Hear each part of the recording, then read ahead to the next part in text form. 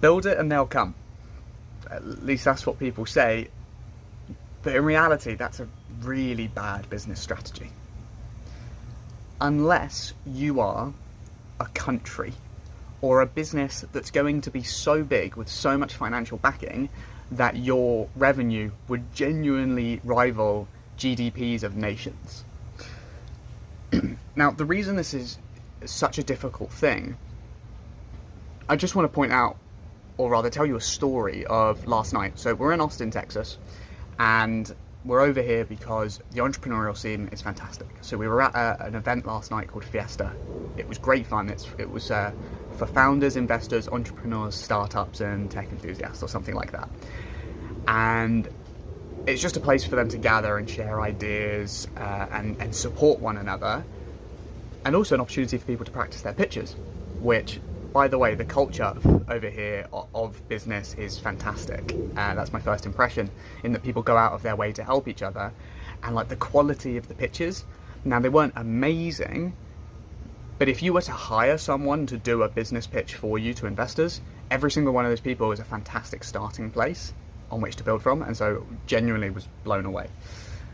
But one guy got up and he had an idea for a referral program.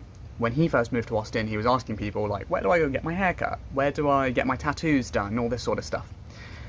And the idea is pretty simple: a way for businesses to get referrals as a revenue stream, rather than having to spend money on ads.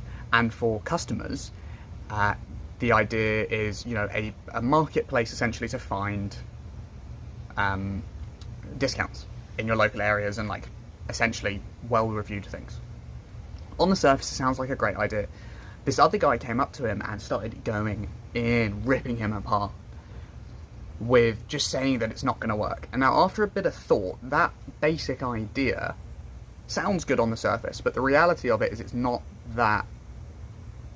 likely to build a really successful business, because the companies that this is going after is not that many. So I know in the UK this would work, and this guy was saying that basically, the guy was ripping into the guy's idea, was saying that this is never going to work because I wouldn't use your product. So I stepped in and defended him that I know in the UK this product would be fantastic for people who are sole traders or people who have a service or a hobby on the side that don't have a full business, and so they're focusing on their craft or they're not tech enabled. What I mean by that, they just can't be bothered to build a real business, and that's totally fine. And in the UK, it's something like 90% of businesses are those people. So the total addressable market of this in the UK is a fine idea. But here in the States, this guy was saying that that's nobody, because it's so easy and people take business more seriously here. Now, I can't vouch for that, but I see where he's coming from. And so this is what got me thinking about the idea of build it and they will come. Because this guy was building a solution, or is currently building a solution, he's just finished their beta, of what he wanted when he first arrived. And it's all well and good, but the benefits for businesses to sign up and for individuals to use it aren't really strong enough, in my opinion, for it to make a viable business option. So if you have any sort of tech and you are trying to build a real company, sending and tracking referrals is really easy, like super easy, not a problem whatsoever. And so we generally wouldn't want for that alone to be separate from your main CRM. It's just a pain in the bum. It's another tool to have to use, especially to pay more for something that is less useful, not great.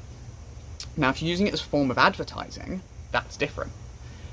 And then I guess that's where the benefit is on the customer side, is somewhere to browse through discounts and referrals and stuff like Groupon. And again, something viable there. But what he needs to do is to go and have that metric for this rebuttal, is to find out, what is my total addressable market? Do people actually want this thing before I build it? And with something like that, you could literally do it with a spreadsheet. You could test this out with a spreadsheet and just say, you know, how many people are using this? Do you like the idea? And get a what's the word for it? customer satisfaction score or something. I can't remember the word. Anyway, to find out if people would actually be willing to use it. So there's a rating out of 10. I'm sure you've seen it on websites loads, where it's like, out of 10, how likely would you be to refer this to a friend? On that system, on that scale, an 8 out of 10 means neutral. Anything below that means that customer is actively working against you. And a 10 is, or a 9 or a 10 is, this person is actually going to send you business. And if you're not getting literally all 9s or 10s, or you just do the maths there, how many 9s and 10s you're getting, or add 1, 8 is a 0, and anything below that is minus. And then you just figure out if people actually want it, and this is a well-studied thing that big businesses do, to find out if this is something worth building. And so that was kind of my thoughts for the day. You know, if you're planning on building a business that's going to be a nation-sized behemoth, like Apple, Facebook, Tesla, something like that, you do have the clout to build something and people will show up. Like, governments can do that, like Saudi Arabia are doing it with a line. If you build infrastructure, housing, amenities, facilities, and all this sort of stuff, people will turn up because it's a new opportunity. But a small business doesn't have the capital to do that. And the large businesses that become those behemoths never start that way. How a big business would work, or rather one that's going to become a big business, is generally with funding. They will come in with a really simplified minimum viable product of what it is they're trying to do, and they will take over a niche. And by take over, I don't mean get a little bit of market share, like 5 to 10%, which is going to be amazing for most businesses. They're going to come in and take 80+% of all possible business in that market. Only once they have dominated that would they then start to generate revenue, and then using that, they would then spread out into other things. This is exactly what Amazon did. They dominated online book retail, literature. And now they sell everything, and they've gone into web services, and they've gone into video and movies and Prime. My God, when Bezos suggested that, his whole board was like, "You're not going to do that," and he's like, "No, I'm going to try this." And the accountants hated it. It financially was never going to work, but he was like, "It's a two-way door. We can try it, fixed budget. If it doesn't work, we'll pull out." And literally everyone swears by it. So in a situation like that, where you have the clout to know that what you've done before has dominated a market, if you have the foresight of one of the few individuals of the world who know what people are going to want before they know, i.e. Steve Jobs, Elon Musk, Jeff Bezos, Mark Zuckerberg, Bill Gates, yeah, fair enough, you can build it and people will come. But for most people starting out, if you're even listening to what I'm saying, I guarantee that mentality will kill you before you've started. So how do you go about finding something if you have a great idea that you feel like is a build it and they'll come scenario? Go and talk to someone who's made a business. And talk to loads of people. Have a small product that tests the idea that is really quick and easy, and see if people actually use it. If they don't use it when it's a pile of turd, I promise you they won't use it when it's shiny.